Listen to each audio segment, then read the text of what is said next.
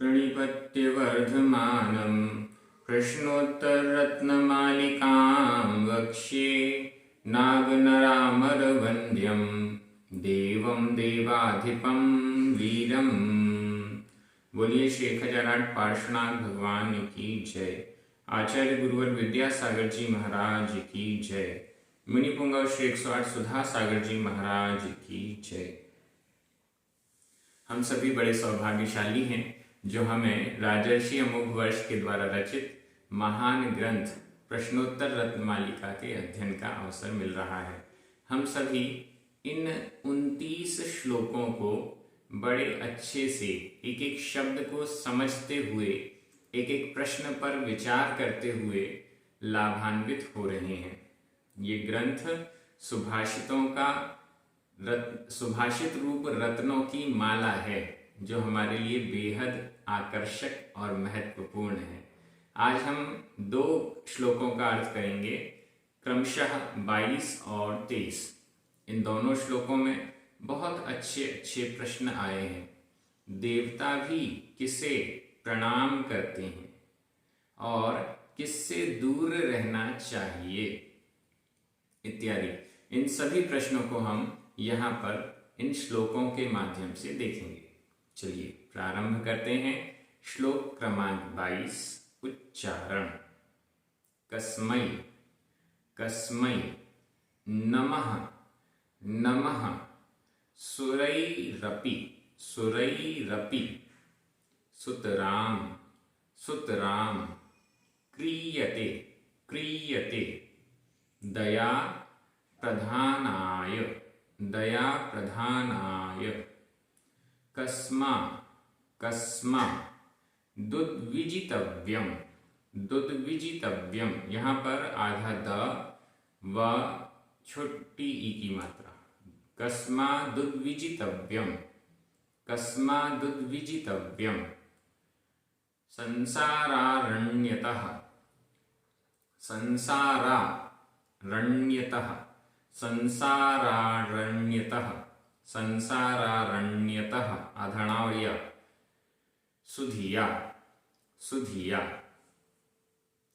कस्मै नमः सुरैरपि कस्मै नमः सुरैरपि सुतरां क्रियते दया प्रधानाय सुतरां क्रियते दया प्रधानाय कस्मादुद्विजितव्यं कस्मादुद्विजितव्यं संसारारण्यतः सुधिया संसारारण्यतः सुधिया। बड़ा अच्छा ये श्लोक है। कस्मै नमः, यहाँ पर 2 प्रश्न आए हैं। पहला प्रश्न, कस्मै नमः सुरैरपि सुरैरपि सुरैः अपि सुरों के द्वारा भी देवताओं के द्वारा भी कस्मै किसके लिए नमः नमस्कार किया जाता है। देवताओं के द्वारा किसे नमस्कार किया जाता है।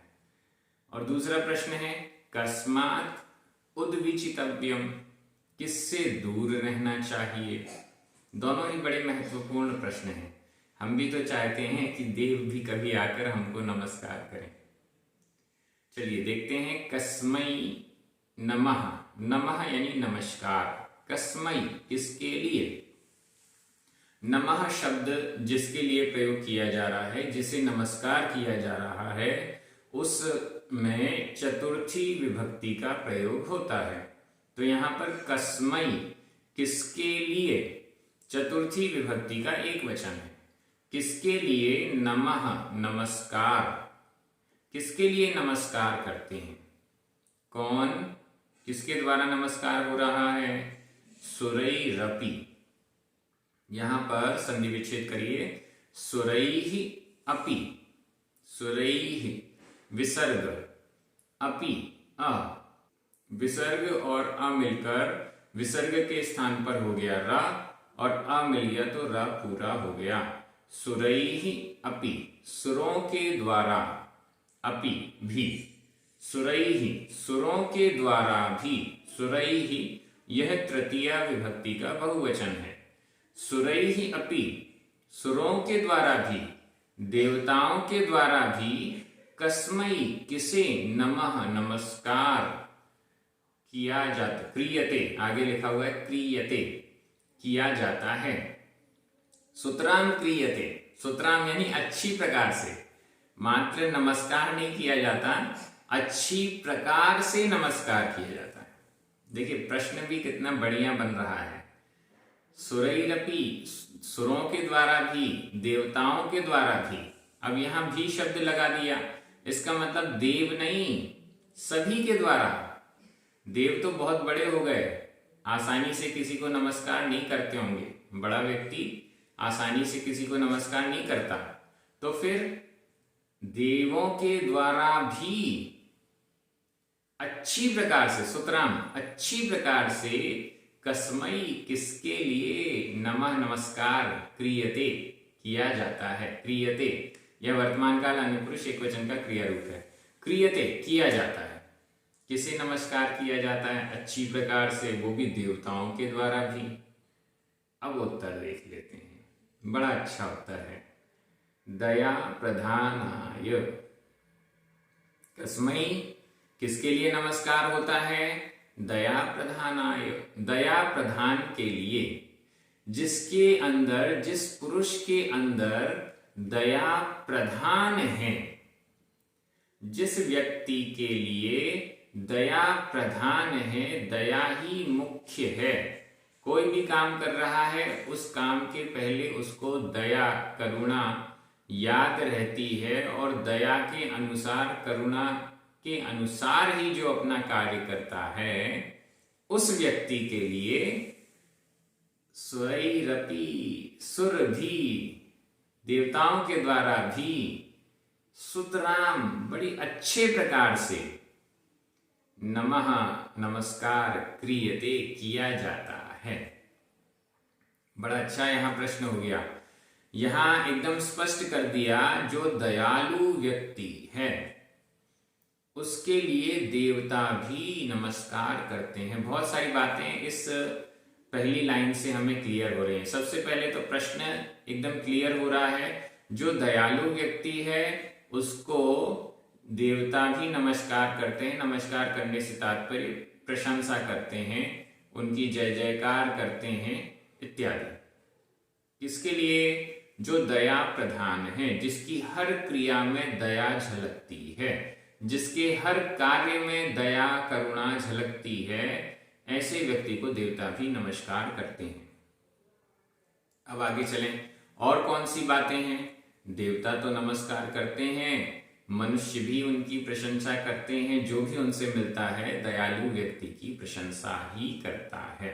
निर्दयी व्यक्ति की प्रशंसा कोई नहीं करता, हिंसक की प्रशंसा कोई नहीं करता, मारने वाले की प्रशंसा कोई नहीं करता, सभी बचाने वाले को पूज्य मानते हैं, सम्माननीय मानते हैं, प्रशंसनीय मानते हैं। जिसके अंदर दया है, जो सभी जीवों के प्रति दया करता है, जिसके अंदर दया है, जो सभी जीवों के प्रति दया करता है, कोई कष्ट में है उसके प्रति दया करता है, ऐसे व्यक्ति के लिए देवता भी आकर नमस्कार करते हैं। और देखिए इस लाइन से और कौन सी बातें स्पष्ट हो रही हैं। पहला प्रश्न तो ये है कि क्या देवता भी कभी आकर नीचे मनुष्यों को नमस्कार करते हैं। बड़ा अच्छा प्रश्न है, क्या देवता भी मनुष्यों को नमस्कार करते हैं। देवता तो बहुत बड़े लोग हैं, वो भी क्या मनुष्यों को नमस्कार करते हैं। जी हाँ, बिल्कुल। हमारे जो पंच परमेष्ठी हैं वो मनुष्य अवस्था में है। सिद्ध भगवान को छोड़ दें, शेष 4 परमेष्ठी तो मनुष्य अवस्था में हैं, और इनको अरिहंत, आचार्य, उपाध्याय और साधु, इन परमेष्ठियों को तो देवता भी नमस्कार करते हैं। शत इंद्रों से वंदित हैं हमारे अरिहंत भगवान। आचार्य, उपाध्याय, साधु, जो भी इनसे रिलेटेड संबंधित देव हैं या आसपास के देव हैं, वे आकर इन गुरुओं के भी चरणों की पूजा करते हैं, उनकी प्रशंसा करते हैं। इसके अलावा प्रथमानुयोग में, पुराणों में कथाओं में हमें अनेक ऐसे प्रसंग मिलते हैं जहां पर देवताओं ने आकर मनुष्यों के कष्ट दूर किए, मनुष्यों को सिंहासन प्रदान किया, मनुष्यों को कमल में विराजमान कर दिया, मनुष्यों की सहायता की और उनकी जय जयकार भी की। अनेक प्रसंगों में देवता गण आकर श्रावक की, अच्छे व्यक्ति की, दयालु व्यक्ति की पूजा प्रशंसा करते हुए दिखाई दिए हैं। लेकिन पुराणों में ऐसा कोई भी प्रसंग नहीं आया जिसमें किसी मनुष्य ने किसी देवता की प्रशंसा या पूजा की हो। बड़े विचारणीय विषय है ये। देवता तो आकर एक सम्यक दृष्टि जीव की सहायता कर देता है, मुनियों की पूजा भी कर लेता है, प्रशंसा भी करता है, सहायता भी करता है, उपसर्ग दूर भी करता है, बहुत सारे काम कर देता है मनुष्यों के। लेकिन मनुष्य कभी किसी देव के लिए ऐसा नहीं करता, मनुष्य कभी किसी देव को पूजा नहीं करता, ऐसा हमारे पुराणों में वर्णन है। तो इस पर भी हमें थोड़ा सा विचार करना चाहिए। यहाँ पर स्पष्ट है, देवता भी आकर किसकी पूजा कर सकते हैं? जो दया प्रधान है। दया प्रधान धार्मिक दृष्टि से देखें तो हमारे मुनि महाराज हैं, उन मुनि महाराजों की पूजा देवता आके करते ही हैं। एक देव जो देवगति के देव हैं, चारों निकाय के, वे अधिकतम सम्यक दृष्टि हो सकते हैं, चौथे गुण स्थान वाले हो सकते हैं। लेकिन मनुष्य, अगर हम सभी व्रतों को, अनुव्रतों को भी धारण कर लें तो हम पंचम गुण स्थानवर्ती हो जाएंगे और इन देवताओं से बड़े हो जाएंगे। मुनि महाराज तो बड़े हैं ही, तो ऐसा हमें समझना चाहिए। देवता भी किसे अच्छी प्रकार से नमस्कार करता है। देवों के द्वारा भी जो अच्छी प्रकार से नमस्कार किए जाते हैं वो कौन है? तो दया प्रधान, जिनके अंदर दया ही प्रमुख है, प्रधान है, वे देवताओं के द्वारा अच्छी प्रकार से नमस्कार किए जाते हैं। आगे चलें। दूसरा प्रश्न, कस्मात् दुद्विजितव्यम। संधि विच्छेद करें। कस्मात् आधाता उद्विजितव्यम। उद उ, आधाता और उ मिलकर ताके स्थान पर दा हो गया और उ की मात्रा जुड़ गई। कस्मात् उद्विजितव्यम। कस्मात् किससे, पंचमी विभक्ति एक वचन पुल्लिंग। कस्मात् किससे, उद्विजितव्यम। उद्विजितव्यम, उद्विजित होना चाहिए, दूर होना चाहिए, लगाव नहीं रखना चाहिए, आकर्षित नहीं होना चाहिए, किससे एकदम दूर हो जाना चाहिए। उद्विजितव्यम, किससे दूर हो जाना चाहिए। किससे दूर हो जाना चाहिए? बड़ा अच्छा उत्तर आएगा। संसारारण्यतः सुधिया। सुधिया, सुधिया शब्द को भी हम प्रश्न में लगा सकते हैं। सुधिया, सुधि के द्वारा, तृतीय विभक्ति एक वचन, सुधि के द्वारा। सुधि, सु यानी अच्छी, धी यानी बुद्धि, जिसकी अच्छी बुद्धि है। धी का मतलब हुआ बुद्धि, जिसकी अच्छी बुद्धि है, जो बड़ा बुद्धिमान व्यक्ति है। बुद्धिमान व्यक्ति के द्वारा, समझदार व्यक्ति के द्वारा, ज्ञानी व्यक्ति के द्वारा, कस्मात् किससे, उद्विजितव्यम, दूरी बनाई जानी चाहिए, दूर हो जाना चाहिए। बुद्धिमान पुरुष किससे दूर हो जाए? उत्तर संसारारण्यतः। संसारारण्यतः, संधि विच्छेद, संसार, रा में छोटा आ, अरण्यतः, छोटा आ, दो छोटे आ मिलकर बड़ा आ हो गया। संसार अरण्यतः, संसार रूपी अरण्य से। अरण्य का अर्थ होता है जंगल। संसार रूपी जंगल से, संसार रूपी भीषण जंगल से सुधिया, सुधि के द्वारा, बुद्धिमान पुरुष के द्वारा इस संसार रूपी भीषण जंगल से दूर हो जाना चाहिए, इसमें फंसना नहीं चाहिए। हम कहीं जा रहे हैं, बीच में बहुत बड़ा जंगल हमें दिखाई दे रहा है, क्या करें? इस जंगल में प्रवेश ना करें, इस जंगल से दूर हो जाएं। अगर प्रवेश कर भी लिया है थोड़ा बहुत, तो उससे निकलने का प्रयास करें। कौन ऐसा प्रयास करता है? जिसकी बुद्धि अच्छी है।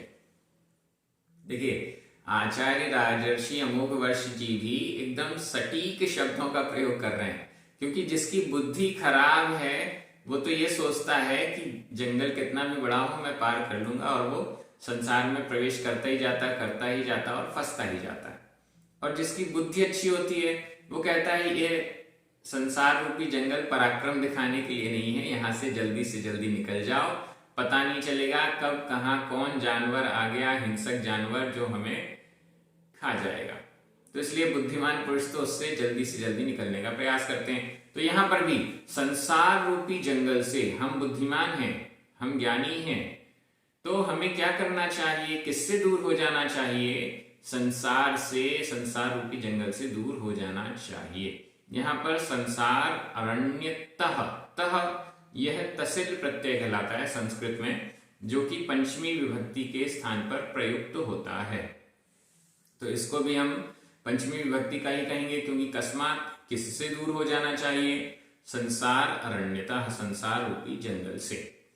संसार रूपी जंगल में फंसने का प्रयास नहीं करना चाहिए, उससे बचने का ही प्रयास किया जाना चाहिए, ऐसा यहाँ पर आचार्य श्री कह रहे हैं। मैं एक बार हिंदी अर्थ कर रहा हूं, आपकी नजर संस्कृत शब्दों पर जानी चाहिए। देवताओं के द्वारा भी अच्छी प्रकार से किसके लिए नमस्कार किया जाता है? उत्तर, दया प्रधान के लिए। बुद्धिमान पुरुष के द्वारा किससे दूर हुआ जाना चाहिए? उत्तर, संसार रूपी जंगल से। चलिए अब हम चलते हैं श्लोक क्रमांक 23, उच्चारण। कस्य, कस्य वशे, वशे प्राणिगणः, प्राणिगणः सत्य प्रिय भाषिणो, सत्य प्रिय भाषिणो विनीतस्य, विनीतस्य क्व, क्व आधा का और वा, क्व स्थातव्यम, स्थातव्यम, स्थातव्यम न्याये, न्याये आधा न और या, और फिर इसके बाद आधा या में एक ही मात्रा, न्याये। पथि, पथि दृष्टादृष्ट, दृष्टादृष्ट लाभाय, लाभाय दृष्टादृष्ट लाभाय। कस्य वशे प्राणिगणः, कस्य वशे प्राणिगणः सत्य प्रिय भाषिणो विनीतस्य, सत्य प्रिय भाषिणो विनीतस्य क्व स्थातव्यं न्याये, क्व स्थातव्यं न्याये। पथि दृष्टादृष्ट लाभाय, पथि दृष्टादृष्ट लाभाय। यह भी बड़ा अच्छा श्लोक है और इसमें दो प्रश्न आए हैं। पहला प्रश्न है कस्य वशे प्राणिगणः, प्राणिगण किसके वश में होते हैं, किसके कंट्रोल में हो जाते हैं। और दूसरा क्व स्थातव्यम, कहां पर स्थित होना चाहिए, कहां पर अपना स्थान बनाना चाहिए। ये दो प्रश्न हैं, बड़े अच्छे हैं। कस्य वशे प्राणिगणः, प्राणिगणः प्राणिगण, प्राणियों का गण, गण यानी समूह, प्राणियों का समूह, जीवों का समूह। कस्य किसके वशे, वश में होता है। बड़ा अच्छा प्रश्न है। प्राणिगण, प्राणियों का समूह, जीवों का समूह किसके वश में हो जाता है, किसके वश में हो जाता है मतलब किसके कंट्रोल में हो जाता है। कई बार हम देखते हैं सामने वाला व्यक्ति थोड़ा सा मुस्कुराता है और हम उसकी सारी बात मान लेते हैं। किसके वश में हो जाता है? सारे के सारे प्राणी, सारे के सारे जीव किसके वश में हो जाते हैं? हम भी चाहते हैं कि दूसरा हमारे वश हो जाए, वश हो जाए मतलब हम उसको गुलाम बना लें, ऐसा नहीं कह रहे। वश हो जाए मतलब वो हमारी बात को मान जाए, हमें अच्छा मानने लग जाए इत्यादि। तो किसके वश में प्राणी गण होते हैं? उत्तर बहुत महत्वपूर्ण है, सत्य प्रिय भाषिणो विनीतस्य। दो ऑप्शन दिए हैं, सत्य प्रिय भाषिणो, यहां पर भाषिणः विसर्ग का ओ हो गया है, सत्य प्रिय भाषिणः, सत्य और प्रिय भाषी के, भाषी शब्द दोनों में लगा दीजिए, सत्य भाषी और प्रिय भाषी के। जो सत्य बोलता है और प्रिय बोलता है, जो सत्य और प्रिय बोलता है उसके वश में प्राणीगण हो जाते हैं। देखिए, जो सत्य बोलता है लेकिन अप्रिय बोलता है उसके वश में प्राणीगण नहीं होते। समझिए, जो सत्य बोलता है लेकिन अप्रिय बोलता है, थोड़ा सा कठोर बोलता है, उसके वश में प्राणीगण हो या नहीं हो ये कोई गारंटी नहीं है। लेकिन जो सत्य बोल रहा है, सही बोल रहा है, लेकिन प्रिय वचनों में भी बोल रहा है, प्रिय भी बोल रहा है, सत्य और प्रिय दोनों बोलता है, उसके वश में प्राणीगण हो जाते हैं। और दूसरी कंडीशन क्या है? विनीतस्य, विनीत जो विनम्र है, जो अक्खड़ है, घमंडी है, उसके वश में प्राणी नहीं होते। डंडे के बल पर किसी को वश में नहीं किया जा सकता। विनम्रता से, विनीतपने से हर किसी को जीता जा सकता है। तो यहां पर किसके वश में प्राणियों का समूह होता है? उत्तर आ रहा है सत्य और प्रिय भाषी तथा विनीत व्यक्ति के। जो सत्य और प्रिय बोलता है और विनम्र है, ऐसे व्यक्ति के वश में हर कोई हो जाता है, हर कोई उसको अच्छा मानता है, हर कोई उसका विश्वास करता है, बड़ा विनम्र है, मीठा बोलता है। सत्य भी चाहिए, बड़ा विनम्र है, मीठा बोलता है, सच्चा बोलता है, सच्चा व्यक्ति है, मीठा बोलता है और विनम्र है। बस ये तीन कंडीशन जिसके पास हैं उसके वश में तो दुनिया हो जाती है। हम भी चाहते हैं कि हमारे वश में 2-4-5 आदमी तो हों, हमारे वश में भी हमारा समाज हो, हम जो कहें वो हमारी बात सब लोग माने। तो हमको सत्यभाषी होना पड़ेगा, हमको प्रिय बोलने वाला होना पड़ेगा और विनम्र भी होना पड़ेगा। ये तीन कंडीशन यहां पर बताई गई हैं। क्व स्थातव्यम, क्व कहां पर, क्व कहां पर, स्थातव्यम ठहरना चाहिए, स्थित होना चाहिए। कहां पर स्थित होना चाहिए? पथि, पथि पथ पर, मतलब कौन से रास्ते पर स्थित होना चाहिए, कौन सी साइड में खड़े होना चाहिए, किस पक्ष में रहना चाहिए। स्थातव्यम ठहरना चाहिए, किस पक्ष में ठहरना चाहिए, कौन सा हमारा मार्ग हो, कौन सा हमारा रास्ता हो जहां पर ठहरना चाहिए, ये प्रश्न हुआ। सच्चाई के साथ या बुराई के साथ, किसके साथ ठहरना चाहिए? बड़ा अच्छा प्रश्न है ये भी, क्योंकि कई बार ये होता है कि दो ऐसे रास्ते होते हैं और उनमें हम उलझ जाते हैं कि हम कहाँ जाएं, किसका पक्ष स्वीकार करें, किसको अच्छा माने, किसको बुरा माने, ये हमें समझ में नहीं आता। तो इसका उत्तर यहां पर बड़ा अच्छा दे रहे हैं, न्याये, न्याये, न्याय के पथ पर। पथि, पथि शब्द भी है, पथि पथ पर, ये सप्तमी विभक्ति का एक वचन है। न्याये और पथि ये दोनों ही सप्तमी विभक्ति के एक वचन हैं। न्याय के पथ पर,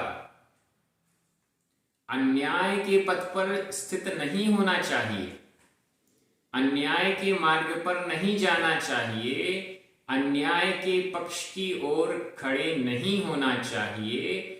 हमेशा चाहे कुछ भी हो, न्याय के पक्ष की तरफ खड़े होना चाहिए, जो सही है। न्याय का मतलब होता है सही और गलत की पहचान, निर्णय। सही और गलत का निर्णय। कौन सा? दो पक्ष हैं, उन दोनों पक्षों में से सही और गलत का निर्णय जो करता है वो न्याय कहलाता है। तो न्याय के पक्ष में सदा खड़े रहना चाहिए। क्यों भैया, न्याय के पक्ष में क्यों सदा खड़े रहें? उत्तर आगे और भी कह रहे हैं, दृष्टा दृष्ट लाभाय। दृष्ट संधि विच्छेद, दृष्ट अदृष्ट, ट में छोटा आ, अदृष्ट का आ, ये दो छोटे आ मिलकर बड़ा आ बन गया, स्वर संधि है ये। दृष्ट अदृष्ट लाभाय, दृष्ट और अदृष्ट के लाभ के लिए, दृष्ट लाभ के लिए और अदृष्ट लाभ के लिए। दृष्ट का मतलब जो दिखाई दे रहा है, अदृष्ट का मतलब जो दिखाई नहीं दे रहा। ऐसा लाभ जो दिखाई दे रहा है और ऐसा लाभ जो दिखाई नहीं दे रहा, इन दोनों प्रकार के लाभ को प्राप्त करने के लिए न्याय के मार्ग में स्थित होना चाहिए। लाभ जो दिखाई दे रहा है, रुपए, पैसे, संपत्ति, सम्मान इत्यादि जो भी हमें दिखाई दे रहा है वो है दृष्ट लाभ। इस भाव संबंधी लाभ भी हम कह सकते हैं, जो वर्तमान में हमको इस भाव में दिखाई दे रहा है वो है दृष्ट लाभ। और अदृष्ट लाभ जो परभव में हमें प्राप्त होगा, अभी तो दिखाई नहीं दे रहा लेकिन वो लाभ हमें मिल रहा है, वह है अदृष्ट लाभ। अगले भवों में, आगे आने वाले भवों में हमें मिलने वाला पुण्य का संचय इत्यादि। दृष्ट और अदृष्ट लाभ की प्राप्ति के लिए हमें सदा न्याय के पथ पर स्थित रहना चाहिए। न्याय के मार्ग पर, सच्चाई के मार्ग पर हम रहेंगे तो हमें इस भाव में भी सुख समृद्धि मिलेगी और भविष्य में भी सुख समृद्धि मिलेगी। अगर हम अन्याय की ओर झुक जाएंगे तो निश्चित रूप से इस भाव में भी हमें कठिनाई आ सकती है, संकट आ सकते हैं और अगले भाव में तो पाप बंधेगा तो उसका पाप का फल भोगना ही पड़ेगा। तो इस दृष्टि से हमेशा जहां भी हम ऐसे रास्ते पर खड़े हों जहां पर दो तरफ रास्ता जा रहा है, एक सच्चाई का मार्ग है, एक गलत मार्ग है, एक न्याय का पथ है और एक अन्याय का पथ है, तो हमें हमेशा न्याय संगत कार्य करना चाहिए। कभी भी अन्याय तो किसी के भी साथ नहीं करना चाहिए। ऐसी शिक्षा यहाँ पर हमें प्राप्त हो रही है। बड़े अच्छा ये श्लोक है, मैं एक बार हिंदी कर रहा हूं, आपकी नजर शब्दों पर जानी चाहिए। किसके वश में प्राणियों का समूह होता है? उत्तर, सत्य और प्रिय भाषी के तथा विनीत के। दूसरा प्रश्न, कहां पर स्थित होना चाहिए? उत्तर, दृष्ट और अदृष्ट लाभ के लिए न्याय के पथ पर स्थित होना चाहिए। इस प्रकार से दोनों श्लोकों का बड़े अच्छे से अर्थ हो गया। अब सिर्फ कुछ ही श्लोक बाकी हैं, एक से एक रत्न बाकी हैं। आप सभी बहुत अच्छे से अध्ययन कर रहे हैं, आगे भी इसी प्रकार से अध्ययन करते रहें। प्राकृत प्रशिक्षण यूट्यूब चैनल को सब्सक्राइब जरूर कर लें। इसमें प्राकृत भाषा के साथ साथ प्राकृत जैनागम के अति महत्वपूर्ण ग्रंथों को इसी प्रकार से एक एक शब्द को समझाते हुए स्वाध्याय कराया गया है। निश्चित रूप से ये सारे वीडियो, 700 से अधिक वीडियो हैं, सभी आपको पसंद आएंगे। सभी को जय जिनेंद्र। जिनवाणी माता की जय।